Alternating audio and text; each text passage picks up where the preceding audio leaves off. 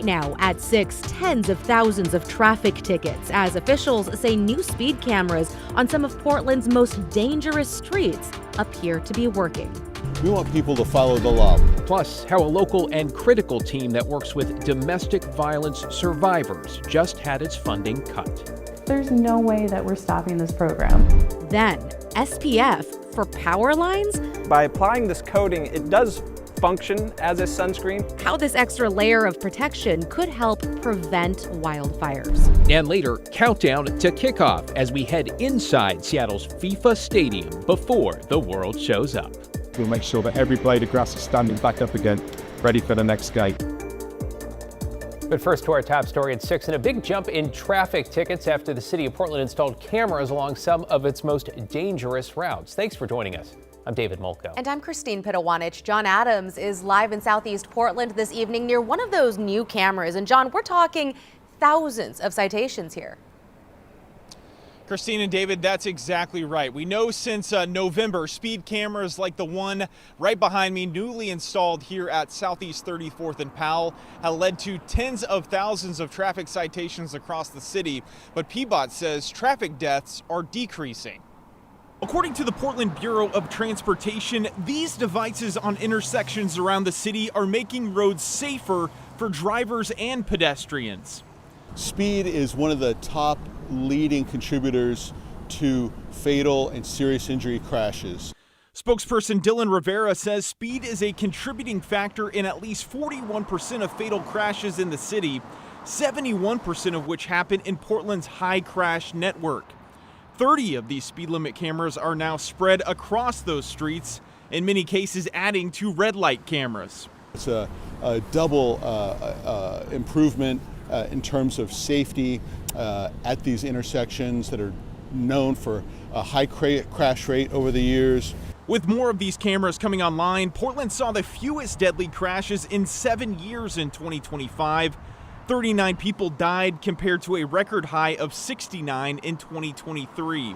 These cameras have also gathered data leading to 69,000 traffic tickets since November of last year. Rivera tells us agents with PBOT and Portland police officers review that data before submitting it to the courts. Our goal is to have 0 citations, really. We're not out to issue as many citations as we can. We want people to follow the law. We want them to follow the speed limit.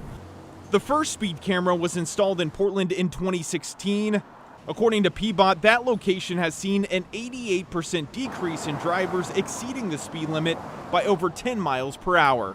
This has really been a transformative tool for us. There have been 17 traffic fatalities in Portland so far in 2026, so about the same rate as what we saw in 2025. Back to you. John Adams reporting live from Southeast Portland. Thank you, John. Okay, let's take a step outside now for a look over the Rose City from our Wells Fargo Skycam. Loving the blue skies. Currently about 68 degrees out there. It is the start of a slow buildup to a heat wave. Chief Meteorologist Matt Spino here with a look ahead to our weather impact alert. Hey there, Matt. Hey, David. Yeah, it's also the start of a long stretch of clear weather. We still have some scattered clouds out there right now.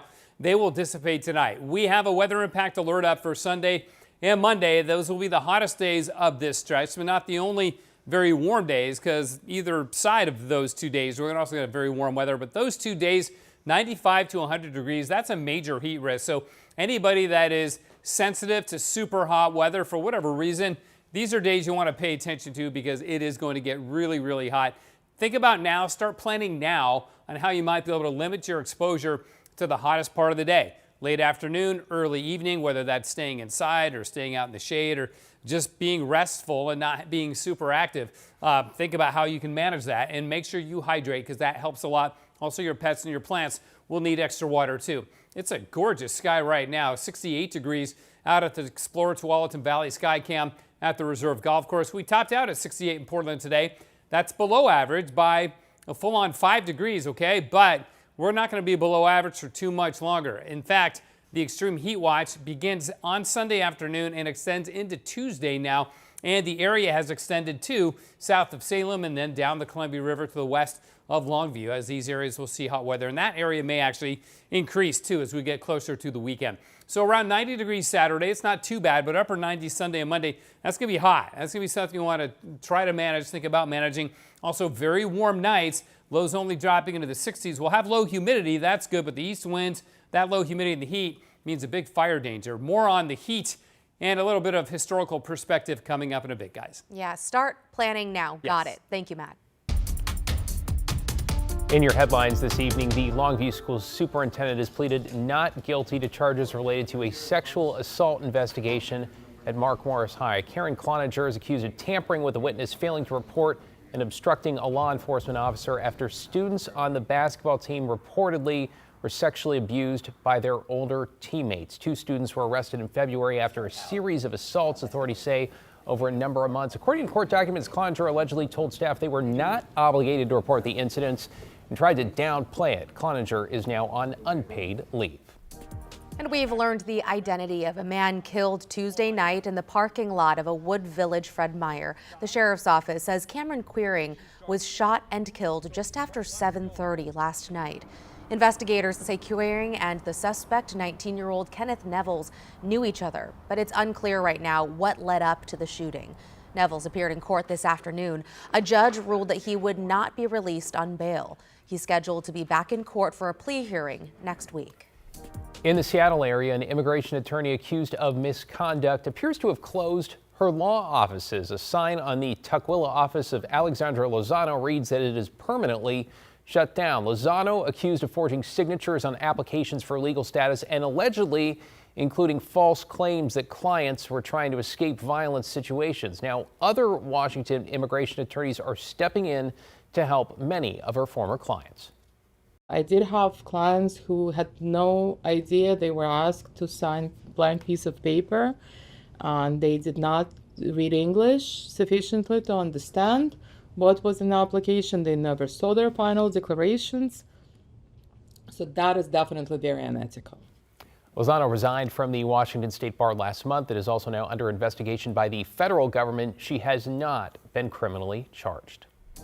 A new In-N-Out is coming to life in Hillsboro. We sent our photographer out today to check out the progress, and it is almost done. This is in the Tanasbourne Town Center, just off Evergreen Parkway. No official word yet on when the new restaurant will open. Of course, this is one of several new locations in our area, including Vancouver and Ridgefield, which are already open. We'll keep it posted.